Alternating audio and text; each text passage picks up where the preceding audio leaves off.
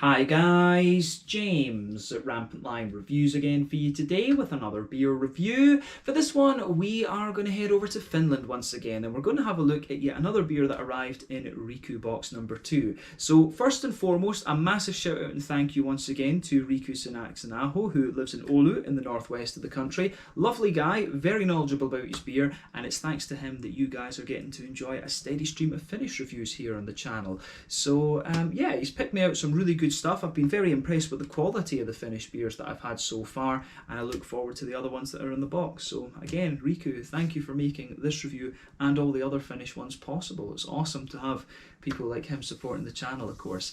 So yeah, for this review though, we are going to return to a brewery that has featured on the channel once before. I was really impressed with the last beer that I had from these guys, and I know that they are a very well regarded brewery in Finland, and I think this is one of 2 beers from this brewery that came in Riku box number 2, so you can look forward to my first dark beer review from these guys a little bit later on. But yeah, for this one we will go to a little place called Naantali, which is near Turku in the southwest of Finland, and I will apologise in advance for any bad Finnish pronunciations in this video because it's a language that I'm just not familiar with at all really.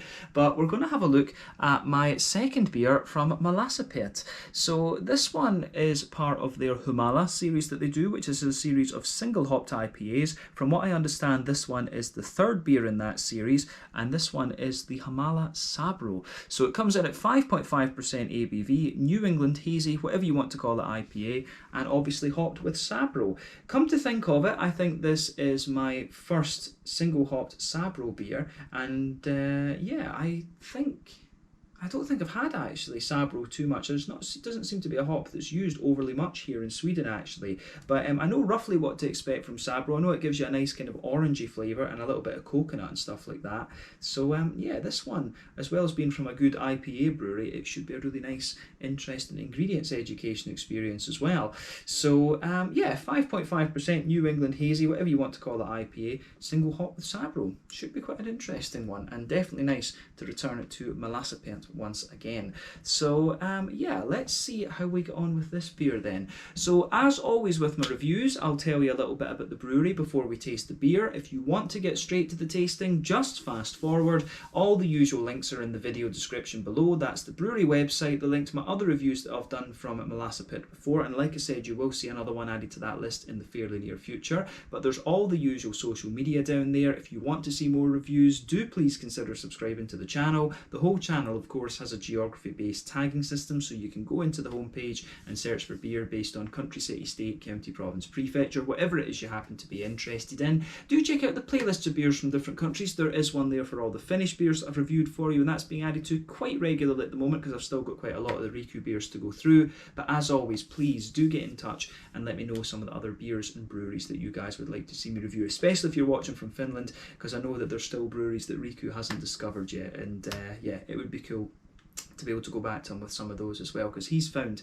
some really interesting stuff for me, and I also discovered 1 or 2 Finnish things that he was able to get a hold of as well. So do let me know your Finnish beer recommendations, but it's always great to hear from you guys that are watching the video, and the support that you show the channel is hugely appreciated. So anyway, on to my brewery notes then to tell you a little bit about Mallassepät then. So as I mentioned to you already, Mallassepät are based in Naantali near Turku in the southwest of Finland, and the company was founded back in 2017. So the 2 men behind it are Jaakko Hartama and Kim Ketonen. And Kim is the CEO of the company and comes from a background in IT, whereas Jaakko is the brewmaster, and he worked as an electrician before getting into brewing. But the 2 homebrewed for a number of years, with Jaakko having started brewing back in about 2010, and then they started the brewery when they were still working full time, and they were doing the brewery part time from what I understand for quite a wee bit after they started it up. But much of the original brewery equipment was made by Jaakko as well, which is pretty cool. But the brewery released their first beers in 2018, and they also opened up their brewery shop that year as well, and the premises can be found in the Muriko industrial area of the city, and they produce around 65,000 litres of beer per year. So still a very small brewery, and that seems to be a common thing in Finland. From what I understand, the Finnish taxation system for alcohol producers is kind of banded by the volume that they produce. So there's quite a few breweries have gotten up to this kind of 200,000 litre mark, and they don't go higher than that just because, you know, it moves them into another tax band. So I don't know if the Finnish government will kind of liberalise the laws a little bit later on, but, you know, they seem to have done some interesting stuff. Like a lot of the breweries in Finland can sell their beers on premises now, which the Swedish breweries still can't do, and I don't think that's allowed to happen in Norway either, if I remember correctly. But yeah, that is a pretty cool rule that they can sell their beers on premises, and that's how Riku actually manages to get a hold of a number of things, because he's got friends dotted all over the country who can get a hold of stuff and send it up to him, which is pretty cool. But yeah, as of March 2021 then, when I'm reviewing this beer for you, these guys have produced around 70 different kinds of beers, and the other thing to mention about this brewery is that Mallassepät, the Finnish word, translates into English as malt blacksmith. So yeah, this is basically the malt blacksmith brewery, if you like. But yeah, that's all I can really tell you about Mallassepät for the moment. If you want to learn more about these guys, you can check out the brewery website. You can follow them on Facebook and Instagram to keep up to date with all the latest goings on, and you can check out the Rate Beer, Untappd and Beer Advocate pages to learn more about all those different beers that they've done. So yeah, let's get on and have a taste of this one then. I'm really curious about this. So I'll just let you have a little look at the artwork then before we open this one up. There you can see the Mallassepät symbol on there, the malt blacksmith going on, which I think is pretty cool. This one is slightly different from the other one that we had before. It does have a little bit in Finnish here on the side, and I did actually go on to Untappd and fire that into Google Translate, so probably the grammar's not going to be right, but if you put this into Google Translate, it says the Malters Hops is a series of beers that showcases both traditional and new hop varieties. You have the Sabro version, which is the third in the series, and Sabro is a new and relatively unknown variety of hops that now deserves a display spot. So yeah, like I said to you earlier, Sabro is an American hop. It gives you sort of tangerine oranges, a little bit of kind of coconut from what I remember, and it can have a few other kind of tropical things as well. But I think it's around 14% alpha acid, if I remember rightly.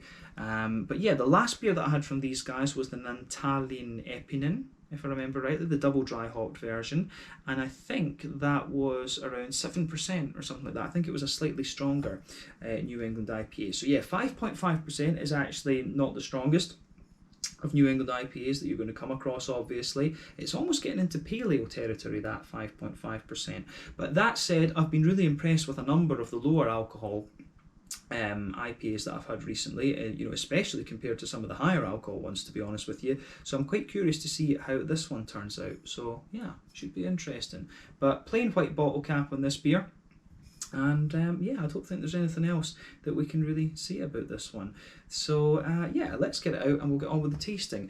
330 milliliter bottle, this one, and Riku gave me the price list of the beers that we ordered, and I think this one was about €5 or €5.50, just so those of you have a reference. So yeah, about £5 sterling, and I guess maybe about $6 American or $6.50. So yeah, not bad for Finnish prices. Finnish beer, of course, is pretty expensive, but you know, Finland is the most expensive country that uses the euro, but their wages are very good. So same here in Scandinavia, to be honest with you. It kind of balances out, to be honest. Everyone complains that the Nordic countries are expensive, but if you live and work here, they're not too bad, to be honest. You get good value for your taxation, generally speaking, and yeah, the prices are usually okay compared to your wages and stuff like this. So yeah, pretty good. Let's just sugar up the last little bit because there is a wee bit of sediment at the bottom there, and yeah, we'll get it out and into the glass. There we go. Oh, I did get one big chunk. Yeah, there are a few chunks of big sediment sitting around there. Maybe that wasn't the best idea, but yeah, anyway, it's all natural. It's all natural. There we go. Let me check that. OCD is happy now. There we go. So yeah, you can see, just look at the bottom of the glass there, you can see the little bits of sediment in this one. But yeah, this looks, apart from the wee bits of sediment, which is my own fault for being a little bit over eager, apart from the little bits of sediment, it looks like a really lovely beer actually. So yeah, so when this beer poured, it poured with about a half finger of a frothy, I would say perfect white head. That is fading away to be a very thin foamy layer just now, but yeah, perfect white head. And I have to say, for a 5.5%er, the level of haze on that is pretty crazy. I mean, if you shine the light through this, there's not a lot of light actually comes through it. This is definitely one of the superior and gloopier New England IPAs you're going to find, especially when you consider it's 5% ABV. Just look, if I put my fingers behind that, there's nothing coming through that. But yeah, in terms of the colour of this one, I would describe it as being quite akin to like a big, I kind of describe it as being like a mix of a pineapple and mango juice. I always like comparing the New England IPAs to different fruit juices because that's just what their appearance really reminds me of. But yeah, there's one or two big bubbles sticking towards the side of the glass, a few little ones going up towards the bottom of the head there. But overall, it does look very nice, and that head has just faded away to be a very, very thin, foamy layer. But yeah, in terms of the colour of your New England IPAs and other beers, remember, of course, that it's the type of malts in the first instance that decides what colour the beer is going to be, and then it's the length of the wort boil. The longer you boil the wort, the more the sugars caramelise, thus you get a darker beer. But yeah, barrel aging and adjuncts of course can have an effect on that. That's not really in play here, and the level of haziness in these New England IPAs depends on how much oat you use and how much wheat, and that varies from brewery to brewery. The yeast can also play a role in there as well. So I'm guessing that this beer will be quite heavy on the oats and the wheat just looking at it. But yeah, looks like a lovely New England IPA, very impressive level of haze for a 5.5%er. Let's take a closer look at the aroma of this one and just see how we get on. I'm really curious about this, I have to say. So yeah, let's go for it. It smells very, very nice. Yeah, I think it's pretty fresh as well, actually. It says it's best before the 7th of December 2021, so I think I must be drinking this one when it's about 2 months old or something like that, so it should still be fine. It should still be fine. But yeah, the aroma out of this beer is absolutely lovely. So straight away with this beer though, you can smell this one does have a bit of a beast of a malt base in there. You get the lovely elements of the Sabro hops as well, but as we always do, we'll start with the malty side of things. So first off, you're going to notice the bitiness of the wheat in here. I've always said that when it comes to New England IPAs, they can go in a couple of different directions. They can be sort of yeasty and farmhousey, they can be sort of rye leaning, and they can be a little bit kind of more rye leaning and kind of grainy, if that makes sense. They can be a little bit sort of wheaty and bitey. They can be barley malt leaning and bready. They can be oaty and creamy, or they can be kind of brown sugary and brown sugar leaning and slightly sweet. But this one has a lovely kind of wheaty bitiness to it. You can smell the thickness of the oats playing a role in here as well, actually. So yeah, it's a big. The more that you smell of it, I think the wheaty bitiness drops away a little bit, but then you also start to get the big, thick, oaty characters out of it. So yeah, this is a lovely, lovely smelling beer, this one. It goes together very, very nicely. Yeah. The aroma in this, I think, is very, very nice. So, yeah. So like I say, good little bit of wheaty bitiness when you first take the aroma in, then you start to get more of the oaty creaminess out of it, and the beer just mellows out a little bit. I do get a bit of a kind of white bready note underneath, but I think that this beer really strikes me as being more oat heavy, to be honest with you. It really comes across as very, very oat heavy in a lot of ways. It's got a lovely smoothness to it. You can almost get a little bit of sweetness out of the oats as well, and you've got some really nice kind of sort of Werther's Original sort of creamy Werther's Original sort of buttercream sort of thing coming out of this one. You've got just a little bit of sweetness in the beer, which I think always works really quite well. But yeah, I think that there's not much else to say about the malt base in this one. All of these elements are things that you would expect in a New England IPA, absolutely. But yeah, if you take the aroma in deeply though, you definitely get more of that wheaty side of things. But yeah, nice smelling beer, definitely. So yeah, on the fruity side of things then, and on the hoppy side of things, so there's a teeny little bit of earthiness to the beer, not too much. You do get a nice little bit of floral aromaticity out of it as well, which is good. It's got quite a bright floral aromaticity, which is interesting for the Sabro as well. I don't remember it being quite as bright as it is, but you've got a soft grassiness in there as well, come to think of it. Yeah, for me, the grassiness, it does, if you take it in more deeply, it does have a little bit of a kind of softer, it does have a softer kind of element to the grassiness, but if you take it in a bit more deeply, it does give you a little touch of zestiness. You've got a nice deep floral aromatic note in there that brightens up And yeah, the green component is quite interesting. But again, I think I'm drinking this one pretty fresh. I think it is still pretty fresh actually. It does, you still get a little bit of that dustiness out of it, so it probably has been dry hopped quite a bit. You can smell a little bit of that kind of dusty green sort of thing out of this one, and that's usually a signal of dry hopping.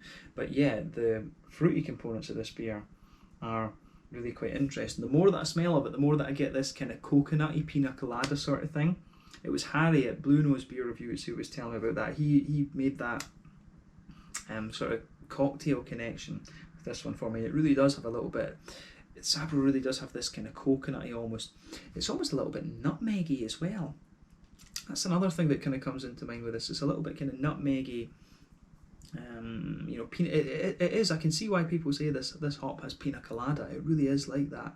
So yeah, it's a lot of coconut coming out of this one. Definitely, you've got a nice soft kind of mosaic like tangerine element in there as well.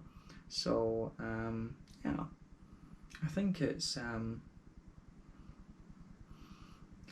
really it's a really nice smelling beer just overall. The more that I smell of it, I get a wee bit of a kind of zesty quality out of the oranges as well. There is a wee bit of a kind of sharper mandarin-y element to this one as well, particularly on the kind of front of the nose. But yeah, you've got a lovely just kind of oily tangerine note in there. You get a bit of a sharper mandarin, and then you've got all that kind of coconutty quality coming out of this beer as well. I have to say, this one's got me really interested actually. I don't know what hops were in the last one I tried, the Naantali and Pienpanimo-olut, but this one I think should be very, very interesting. So yeah, let's just have a taste of this and see how we get on. But as I always say, take a bit of time to just ponder over the aroma. This comes across as a very, very nice beer. So this one is the Humala Sabro, a 5.5% New England IPA from Mallassepät in Naantali near Turku in the southwest of Finland. Thank you again to Riku for making this one possible. Let's get stuck in. Slange, skål, kipis. I nearly said kitos there, kipis. There we go.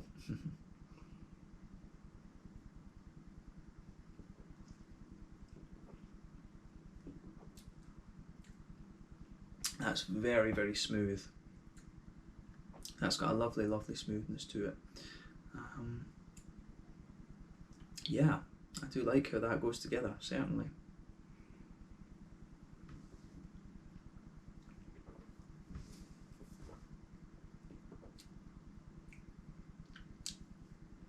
Yeah.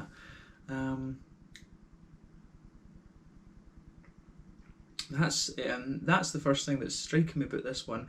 I remember thinking very highly of the last IPA I had from them. I can't quite remember if it was quite as smooth as this, but yeah, this is definitely a very oat leaning. It's definitely a very oaty leaning New England IPA. There's no doubt in my mind about that. Absolutely. So you know, if you're into the likes of the treehouse things, you are going to enjoy this one. It's oats all the way with this beer. In the malty side of things, oats all the way, but then you know that sort of smooth oaty kind of thing, really I can see why they would do that in this beer in particular, because that would suit the kind of coconutty sort of vibes that you get from that would suit the sort of coconutty vibes that you'll get from Sabro in particular. So yeah, it works. But I mean, overall, just as a kind of holistic approach to the beer, this one is pretty damn nice actually. So I'll need to you know, what I always do with the Riku boxes is he usually buys up a bunch of dark beers for me, and then when we're getting close to the point where we're gonna do the send, if you like, I'll say to him, right, just pick me out a few IPAs, you know, a West Coaster, a few New England's, a black IPA or something like that, and that's usually what we do. But then you get things like this as well, which are pretty cool. But you know, I've been impressed with these Mallassepät New England IPAs, and I know that they are quite well regarded in this style in Finland as well. So yeah, it's this is definitely a brewery to check out as well. They only produce like 60,000 litres, as I said, so probably quite rare that you're going to get a hold of one of their beers, but they're definitely worth it if you get the chance. But yeah, let's break down the flavour of this one then and just kind of describe it properly.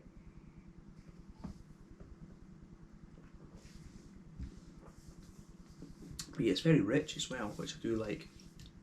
But yeah, straight away with this beer then, you can feel a little bit of that kind of pale malty quality just blanketing the middle third of your palate there. I do like that. You get a wee bit of crispness out of the beer the further that you go into the aftertaste.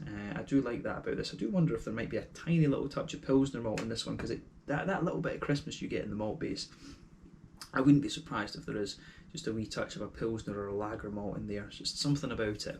But yeah, on top of that nice base that you have, you get a lovely kind of smooth oaty character to the beer, and that just sits there, and it gets thicker I think the further you go into the aftertaste. But as you go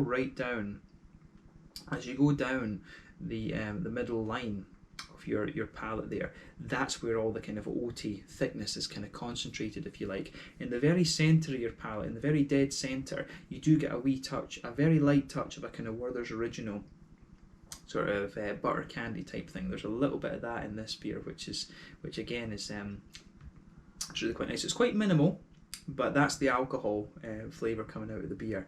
So yeah, quite a straight shooting malt base in a lot of ways, but it really does work. So on that border region between middle third and back third of your palate, again you can feel the oatiness just kind of thickening up a wee bit, but you do get a little line of graininess just going across your tongue like that, and that's a little bit of a kind of bread crusty type thing. So I really like how that side of the beer goes together. But yeah, on the back third of your palate, you get a little bit of a thicker, kind of thicker wheaty kind of thing going on, which I do like.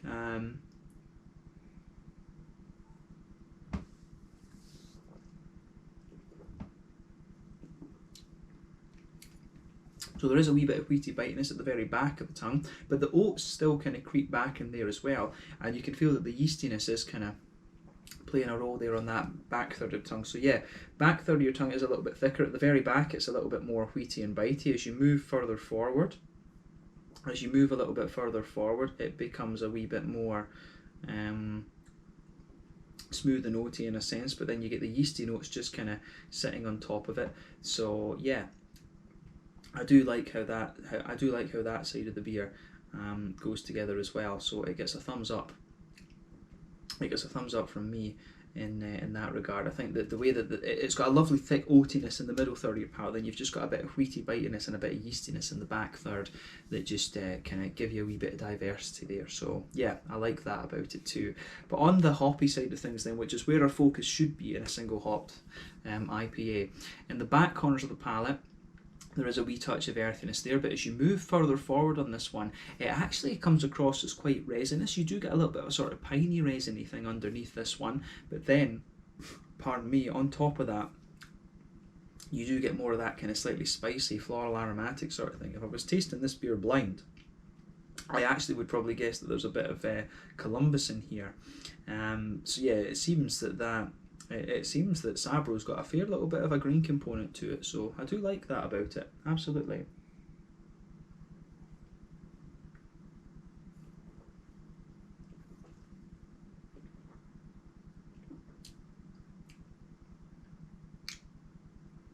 Yeah, the green component of this one, I think that again offers a good bit of contrast to the big oaty smoothness that the beer has. So you've got a wee bit of wheatiness at the back, then you've got that big green component on the kind of sides of your tongue there too, which I do like. Round the front curve of the palate, it's a little bit lighter and kind of grassier. There's a little bit more of a sort of zesty quality to the beer in that sense as well. You do get a little bit of zestiness out of the grassy side of the beer too. But yeah, I certainly enjoy how this one goes about its business on the green side of things. A good contrast with the malty backbone of the beer. But yeah, I like it, certainly, very good.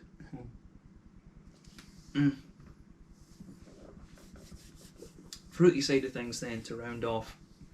So on the border region between front third and middle third of your palate, you do get a nice kind of slightly thicker oaty quality out of the beer again, and a wee touch of bread crust, but not as much as you get between the middle and back third of your palate. And it's the sort of smooth oatiness again that just forms the underpinning, it just sort of underpins that fruity part of the beer.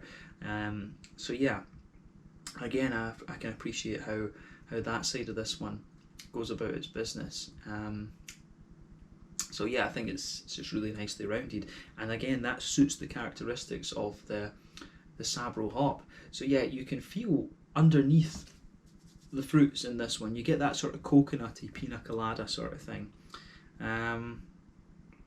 It does almost remind me a wee touch of nutmeg without the spice, if that makes sense. It does kind of remind me a little bit of that. But then, yeah, the front third of your palate, there's a wee bit of a sharper mandarin-y note towards the front tip of the tongue and a little bit of zestiness there. But then further back, it is more of a kind of soft, juicy tangerine. So it's oranges all the way. It's different varieties of oranges. But yeah, a little bit more zesty and mandarin-y on the front tip of your tongue, and then a little bit more kind of tangerine-y and juicy on the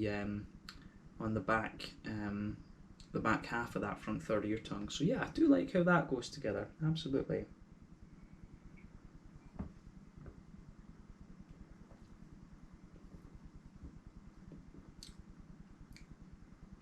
Yeah, but other than that, I mean, the further you go into the aftertaste, you maybe get there's maybe a wee touch of pineapple or something like that. There is a wee tropical element to this beer as well, but you can feel that the mandarin-y notes, I think that the further you go into the aftertaste with this one, the mandarin-y notes start to dominate a little bit and you get a bit more zestiness out of it too. But yeah, I mean, it's a really well executed beer, this one, and you know, obviously it's probably not going to be the craziest IPA that Mallassepät are doing, but you know, the thing with these single hop IPAs is they've got to be well done to be good beers, and this one certainly is.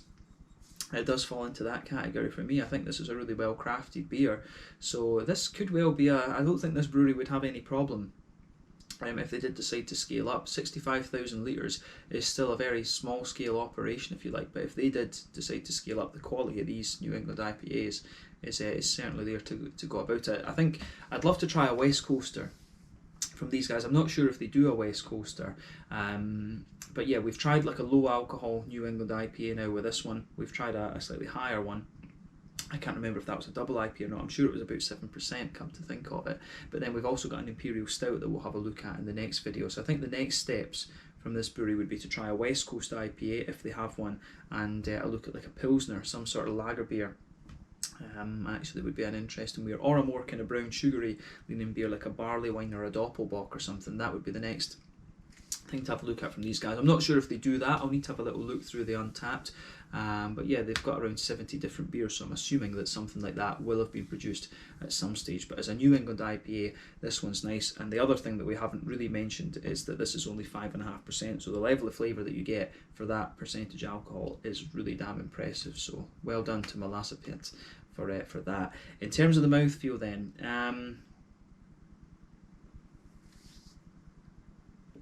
I'd say that this one is the kind of top end of mid-bodied.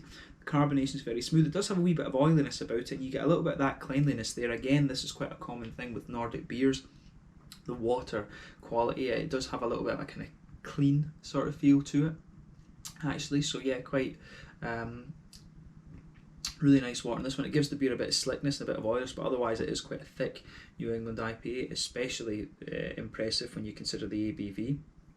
But yeah, in terms of the hoppy bitterness of this one I think this is about 30 IBUs. I think this is a fairly standard 30 IBU. It could be a little bit more because it does feel a little bit sort of, you do get a few of the kind of greeny sort of things, which I suspect is from dry hopping, but it could also be, you also get this once the beer reach a certain thing, and I think we're about the 2 month mark with this beer, maybe a little bit longer than that, and that's when you start to get the green side of the beer kind of becoming a little bit more prominent. It's one of the things that happens when these New England IPAs, and you know, the same in West Coast IPAs, it happens to IPAs when they age a little bit. It's to do with the breakdown of the hops, so you're getting a wee bit of a slightly stronger green component there, so it might be a little bit more bitter in that sense. But the malty base, as we said, is very, very smooth and very thick. There's a bit of bitiness there on the back third of the palate, and the fruits are really nice and juicy, I think, as well.